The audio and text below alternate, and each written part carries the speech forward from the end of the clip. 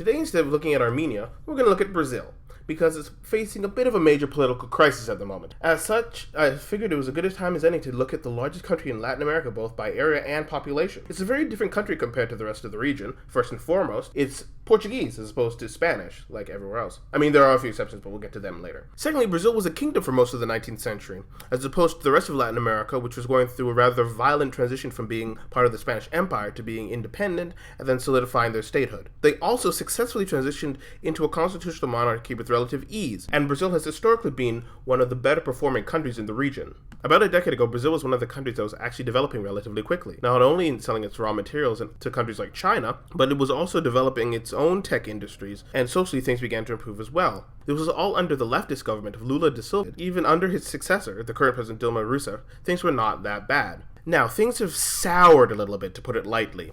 The Brazilian economy is facing its worst recession in years, and the divisions between the economically and ethnically diverse group of people has begun to show again. Most of the dramatic storm of anger has been due to the former president da Silva has been involved in a corruption scandal by the state-owned oil company Petrobras. There were construction bids put on Petrobras contracts to overcharge people, and the construction execs pocketed the extra money. Many in management had turned a blind eye and even got bribes and kickbacks along the way, which is why, since Petrobras is a nationally owned company and Lula da Silva was the president at the time, it doesn't look good when one of the nationally owned companies is corrupt on your watch. In response to this, Rousseff has made da Silva her chief of staff, meaning that he is essentially immune to prosecution, which neither the public nor the judiciary are taking too well, again, to put it lightly. Hence the massive protests, as well as the counter-protests wanting to keep the president in place. They are currently preparing to impeach the president, with corruption is a very, very widespread issue in Brazil, and it's one of the country's biggest problems since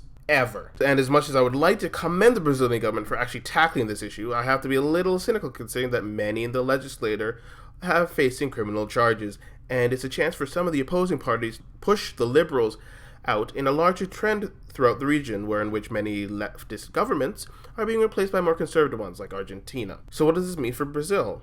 Well, it's good that the country is finally taking on its latent corruption problem that's all but hindered the poor and darker-skinned members of society. But at the same time, it's severely damaging Rousseff's party, and it may well be the case an entirely new party, or one of the conservative parties, will come in to pick up all the pieces.